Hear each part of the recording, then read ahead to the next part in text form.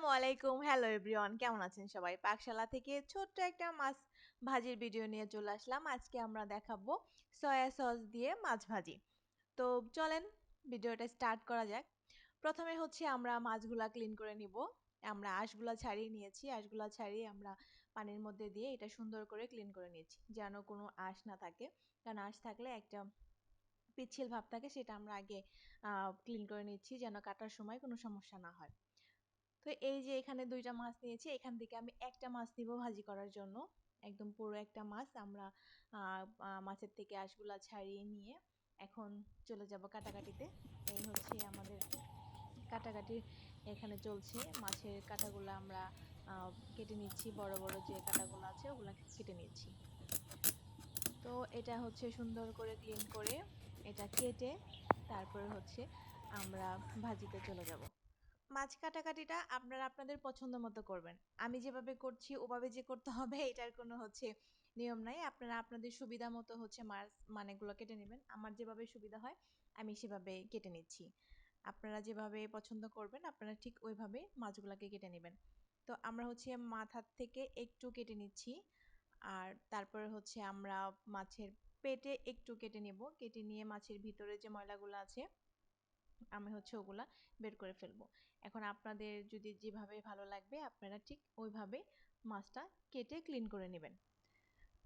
এখন আমি মাছটা রেডি করে নিব। মাছটা রেডি করতে আমাদের যা যা লাগবে: আদা বাটা, রসুন বাটা, মরিচের গুঁড়া, হলুদের গুঁড়া, পরিমাণ মতো লবণ এবং হচ্ছে সয়া সস আর একটু লেবুর রস এখানে আমি দিয়েছি। আপনারা চাইলে লেবুর রসটা দিতেও পারেন, আবার নাও দিতে পারেন, এটা আপনাদের উপর নির্ভর করবে। আর আমি মশলাগুলো যেটা দিয়েছি পরিমাণ মতো, আপনারা আপনি যেরকমভাবে ঝাল পছন্দ করেন, লবণ পছন্দ করেন, আপনারা আপনাদের পরিমাণ মতো করে মশলাগুলো দিয়ে নেবেন। আমি এখানে সয়া সস দিয়ে দিচ্ছি। সয়া সসটা আপনারা চাইলে দিতেও পারেন, নাও দিতে পারেন, এটা আপনাদের হচ্ছে স্বাদের উপর নির্ভর করবে। আমি সব কিছুর মধ্যেই ভাজি পোড়ার মধ্যে একটু সয়া সস পছন্দ করি, যার কারণে আমি একটু সয়া সসটা দিচ্ছি। আর সয়া সস দিলে ফ্রাইটা অনেক বেশি দেখতে সুন্দর হয়, একটু মানে বারবিকিউ বারবিকিউ টাইপ লাগে। এই জন্য আমি এখানে সয়া সসটা দিচ্ছি। আপনারা এইভাবে করে ভাজি করে খেয়ে আমাদেরকে জানাবেন কমেন্ট করে আপনাদের কেমন লেগেছে।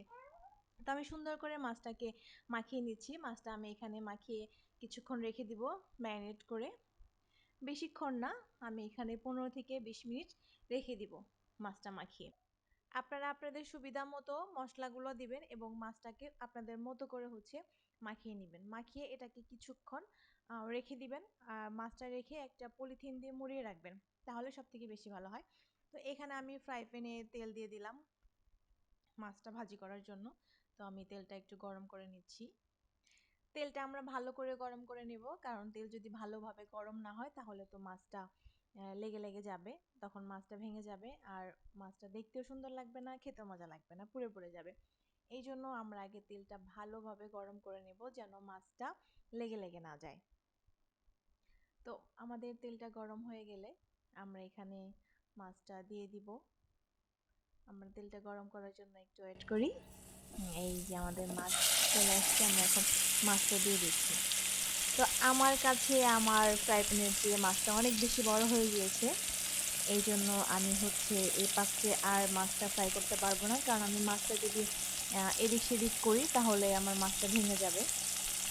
এই জন্য আমি হচ্ছে মাছটা কড়াইতে দিয়ে দিলাম। কড়াইতে দিলে আমি আমার সুবিধা মতো করে ভাজতে পারবো। আপনারা আপনাদের পছন্দ মতো পাত্র ব্যবহার করবেন। তারপরে মাছটাকে সুন্দর করে উল্টে পাল্টে ভাজি করে নেবেন, যেন মাছটা দুপাশে সমানভাবে ভাজি হয়। তো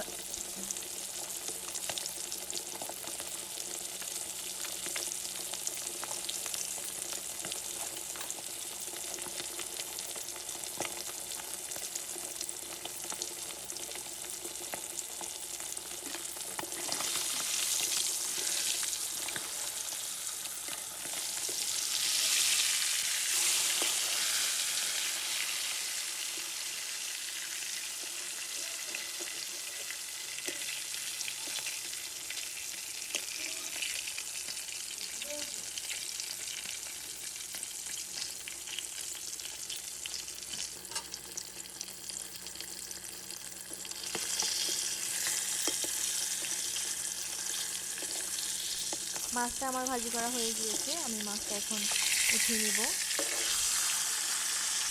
তো এই যে সয়া সসের কারণে মাছটা একটু হচ্ছে ফ্রাই ফ্রাই হয়েছে, বারবিকিউর মতো।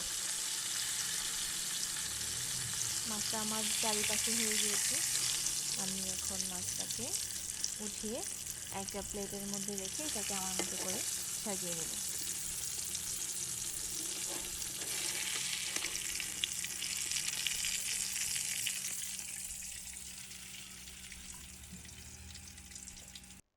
সাজানো কমপ্লিট, আপনারা চাইলে আপনাদের মতো করে সাজিয়ে নিতে পারবেন।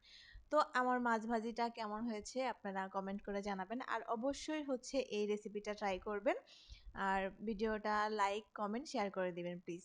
তো ভালো থাকবেন সবাই, আসসালামু আলাইকুম।